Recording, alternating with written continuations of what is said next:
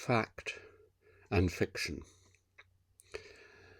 I was brought up to believe that these were binary opposites, that some things were facts, that is, they were true, that they really happened, they really existed, and other things were made up, imagined, and were in some sense untrue.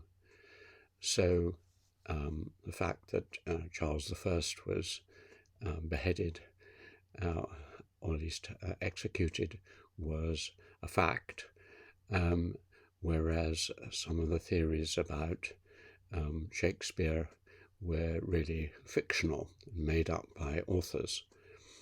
And this is convenient to believe this sort of thing, particularly if you're a historian, and likewise in other areas of my life. When I'm an anthropologist, I like to get the facts true, and if I came back with those facts that I'd established in my research and then turned them into a novel, for example, that was a fiction. So literature was divided into factual things, maybe travel accounts and history and so on, and then fiction like poetry and all forms of literature. That easy opposition has become more difficult for me and many people through time, because instead of thinking of things in a binary way, it's more or less, because we know, for example, in history, that when we reconstruct what happened in the past, we can't be sure of many of the facts. They are possibly, probably, almost certainly true, but there is a degree of uncertainty. And also that when we take the individual facts, as it were, and then put them into some sort of argument or analyze them, we reconstruct them with our minds, and we put in an element of arbitrary decision-making, which we can't necessarily justify. It's a hunch, an intuition. And so all history has a degree of fiction in it. And likewise, when I do anthropology, I come back and write up my research, I am remembering, and memory is notoriously full of faults, and imagining and thinking, well, this is probably the reason, and so on. So there is a degree there. So it's similar to the debate in physics about quantum theory and the uncertainty principle.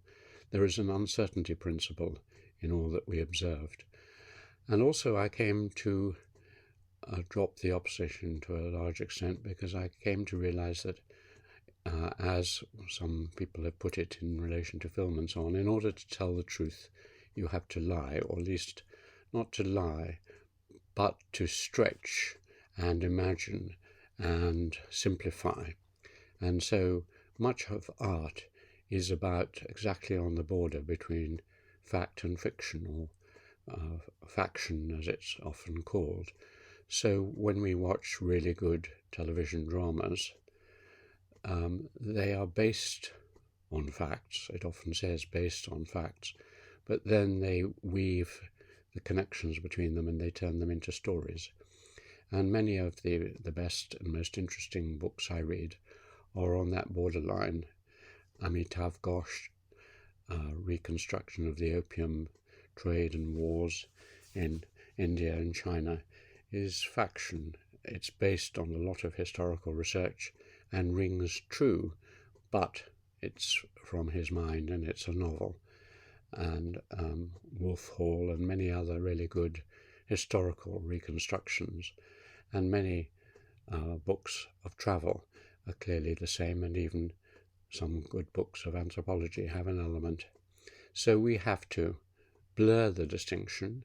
We can make it theoretically as an absolute distinction, but in practice, and I increasingly feel that the important thing is to get the message across, and if it requires a little bit of tinkering, highlighting, lowlighting, like all art, it's maybe justified, I try, and I think largely succeed, in not deliberately having a fact and then lying about it or suppressing it, but sometimes we all have to fill in the gaps, which are so many. So long live faction.